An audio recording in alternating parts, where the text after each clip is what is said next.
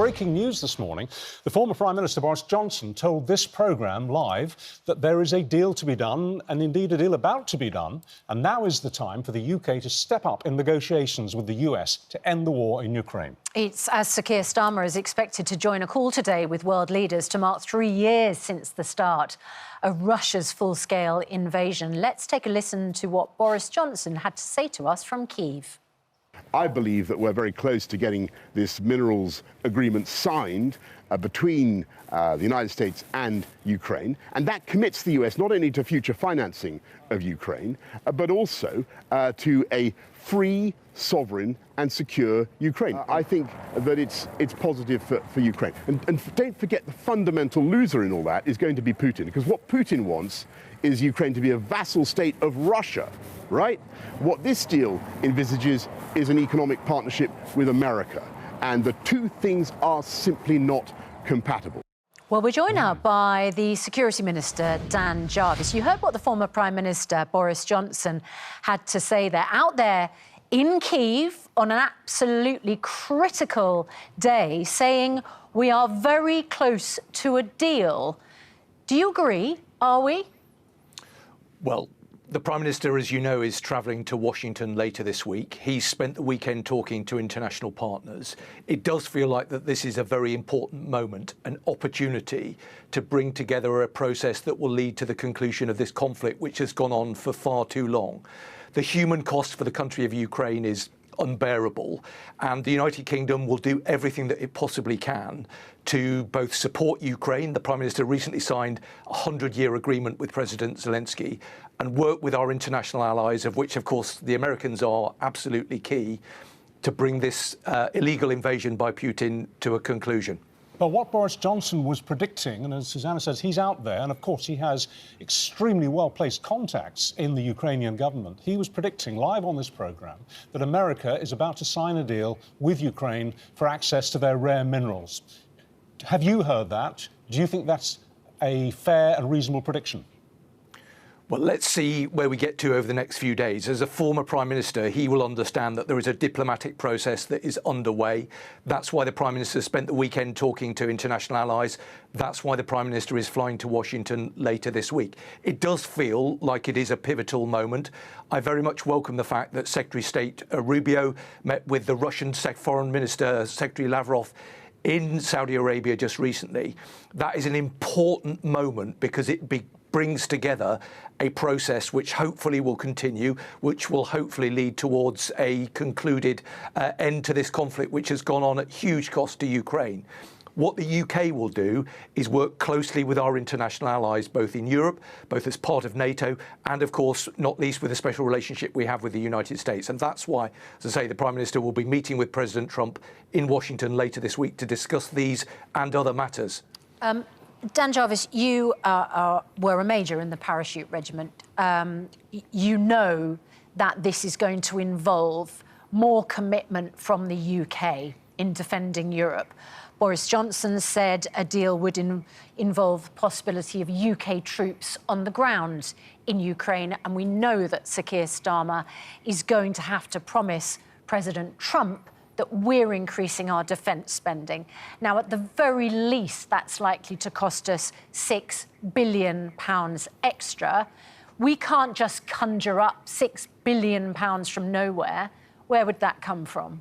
Yeah, I think that's an entirely fair challenge. We made a manifesto commitment to spend 2.5% of GDP on defence. Not only are we going to spend more on defence, we are already spending more. The recent budget committed an extra £3 billion of investment in the armed forces. The men and women who serve so bravely in our armed forces have just received the biggest pay settlement for 20 or so years.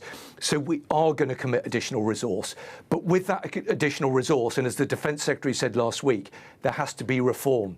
Defence has not always made the most of the money that is received. So the 2.5% commitment is very important, but we need to ensure that that money is spent in the way that will deliver the most effective capability. Where do you get it from? Where do you get the extra money from? Yeah, absolutely. And we will set out precisely the pathway to the 2.5% commitment in the near future. But that is underpinned by the process that is currently underway of a strategic defence review. So back in July, the newly elected government initiated this process of review. We brought in independent experts to look very carefully at the nature of the threat that we face. And the world is, I think, more dangerous, more complicated than it's been for generations. And we need to make sure we've got the right capability to meet that threat. Mr. Trump is going to want a date. He is not going to accept our Prime Minister simply giving an open-ended commitment to reaching 2.5. He's going to want to know when. Will the Prime Minister be in a position to give him that date on Thursday? Well, the Prime Minister will be meeting President Trump on Thursday, and I'm sure he will repeat the commitments that have already been made, that we are going to increase defence spending and we are going to honour the commitment that we've made to 2.5%. But that sits alongside the need for other members of NATO and other European allies to also invest more in their defence capability. The nature of the world is such, and the threats that we face mean that there is going to be a requirement for other nations to invest more in their defence. We are a leading player in NATO. We've made a commitment to 2.5%. We will honour that commitment. But as I say, it's important that we reform the way in which we spend that money so that we can deliver maximum benefit, not just for the taxpayer, but in terms of the capability that we produce. And that will be as a consequence of the Strategic Defence Review, which is nearing a point of completion. Okay. Dan Jarvis, one of the things that the former Prime Minister was more able to speak freely about, and as you mentioned, there are diplomatic boundaries on current serving ministers, is his description of President Trump's words about President Zelensky. He said that blaming Ukraine for what Russia did and calling Zelensky a dictator was a bit like blaming the girl at the beginning of Jaws for getting bitten by the shark. He said the comments were Orwellian and crazy. Does he have a point? Well, let me give you two facts. The first is that President Zelensky is a democratically elected leader. The second is that Putin illegally invaded Russia. Those are statements of facts, a truth. That is what the UK government believes. The UK government has worked incredibly closely with President Zelensky and with Ukraine, but we are now at a pivotal point and we need to work together as an international community, and there is a hugely significant role for President Trump and for the United States to play in that. I'm reminded, though, of the Northern Ireland peace process that required a discipline of not responding to every headline, to every utterance. What matters is a process is put in place. Peace is a process, it's not an event. We've got to work with the US, we've got to work with our partners to bring about a negotiated settlement, but one that is acceptable to Ukraine. Almost out of time. Briefly, the government later today will be announcing sanctions against leading Russians, banning them from coming to the UK. That flies very much in the face of the friendship that has been extended to Putin from Trump. Is what you're announcing today a knowing slap in the face for President Trump, saying, no, this is the way you treat the Russians? What we're announcing today is a measure that will stop Russian elites. Those are people who are connected to Putin. Those are people who've taken resource from the Russian state. We will stop them coming to London and the United Kingdom in the way that they have done previously. That is good for our national security, but it also puts additional pressure on Russia at this strategic moment. So that is the right thing to do, and it sits alongside announcements that will come from the Foreign Secretary later about further sanctions that the UK will be authorising. Slap in the face for Trump? No, it's about putting additional pressure on Putin and his regime. OK. Dan Jarvis, Security Minister, thank you for your time this morning.